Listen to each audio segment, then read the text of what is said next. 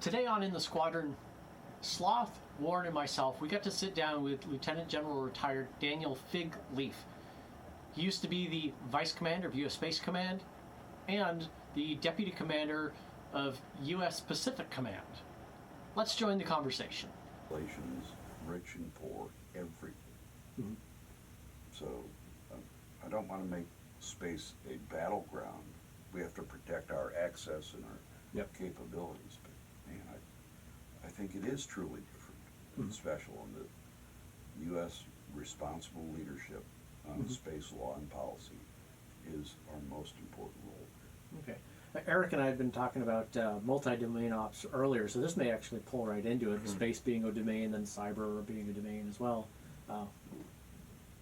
You got a good question for that one? Yeah. So, sir, with the increased focus the Air Force has put upon multi-domain ops, in fact, one of the eSchool members is actually going to be one of the first graduates in the 13 Oscar career field. How do you see, from your experience in Space Command, where do you see multi-domain ops fitting into the daily lexicon of airmen going forward? I'm always skeptical. Okay, I'm still a lieutenant at heart. I'm glad my last rank was lieutenant general because it still had my favorite part of it. And I'm always skeptical of things that become things. Buzzwords, lexicon-based change. And I'll include multi-domain in that, not because it isn't important, but it's so freaking obvious. It is so obvious that it shouldn't take an AFSC or a speech by the chief, who I've flown combat with and have tremendous respect for it, to make it a thing. Okay. I never flew a combat mission where I didn't rely on space capabilities. GPS and space-based information.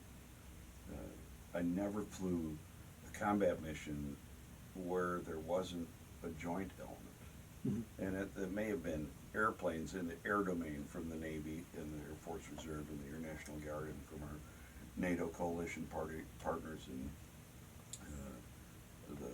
Operation Allied Force. But there's still that's a domain to the different componency of participants. We relied heavily on the electromagnetic spectrum, not just from space and with GPS, but from Intel, SIGINT, everything. So, yeah, of course you've got to be able to leverage capabilities across many domains, and so it's so obvious to me. I don't think it should be a thing. So, I'm just trying to piece it together in my head.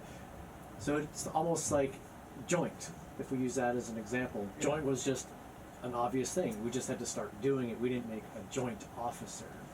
Well, we did, and it was law, and that was a little more difficult. It took Goldwater Nichols and all that, and came out of a joint failure. But we didn't make a specific career field of you are a joint officer. You're right. We made joint certified officers, which is part of my skepticism, because I taught air power related topics at the Army Command and General Staff College, but didn't get joint credit for it. And other people who did things that were absolutely unjoint got credit because of the arbitrary classification that you get from an AFSC or a certification. That's why that's a big part of my skepticism.